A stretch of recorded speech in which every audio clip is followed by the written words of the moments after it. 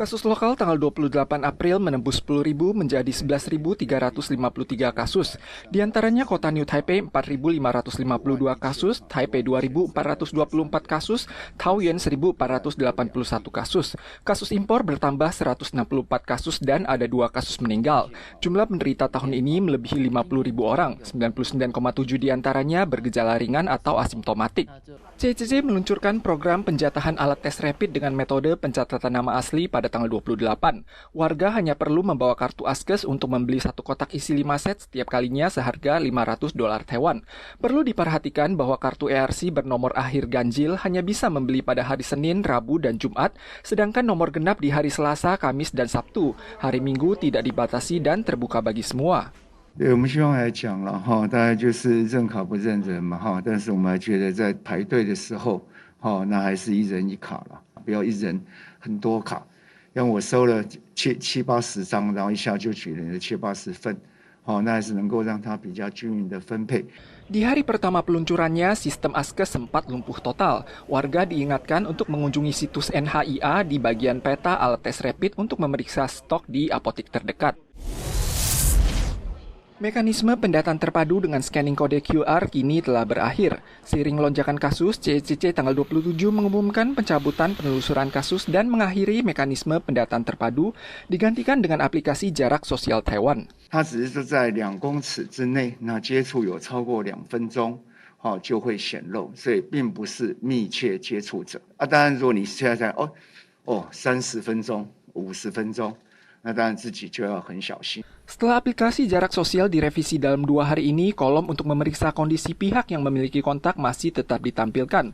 Pemberitahuan terkait kontak dapat dihapus setelah membaca hal-hal yang harus diperhatikan dan tidak lagi oleh Dinas Kesehatan. Fungsi aplikasi beralih menjadi sosialisasi dan peringatan.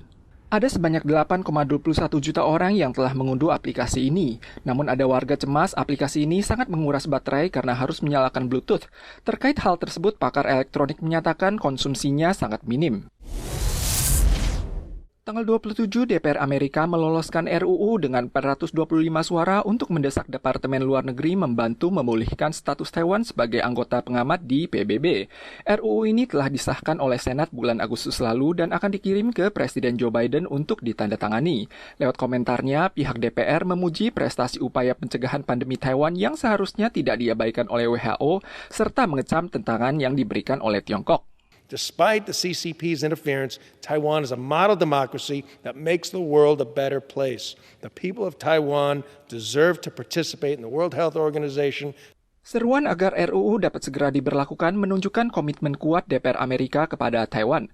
Terkait hal ini, MOFA menyampaikan apresiasi dan akan terus memantau perkembangan RUU. Setelah 5 tahun berturut-turut tak diundang oleh WHA, peluang partisipasi Taiwan tahun ini akan terus diperjuangkan. Tanggal 26, pengadilan Singapura menolak banding terakhir oleh ibu seorang pengedar narkoba Malaysia. Ia menjalani hukuman gantung di Singapura tanggal 27 dini hari. It's a tragic miscarriage of justice. This was a young man who had been trafficked into Singapore with a tiny quantity of drugs. He was intellectually disabled, he was mentally unwell. There are arguments that he didn't even know that he was due to be executed. Pria 34 tahun ini divonis mati setelah ia menyelundupkan 42,27 gram bubuk heroin ke Singapura tahun 2010 lalu. Singapura menjatuhi hukuman mati bagi yang membawa heroin di atas 15 gram. Namun tingkat IQ tersangka hanya mencapai 69, termasuk kategori penyandang cacat mental, dan ia menderita gejala hiperaktif ringan. Pengacaranya berkali-kali mengajukan banding dengan alasan ini, namun ditolak oleh pengadilan setelah merasa tidak ada bukti kuat untuk mendukung pernyataan bahwa ia mengalami gangguan jiwa saat menyalahgunakan narkoba. Kementerian Luar Negeri Malaysia, Partai Oposisi Singapura, dan organisasi HAM dari berbagai lapisan masyarakat telah meminta amnesti dari pengadilan.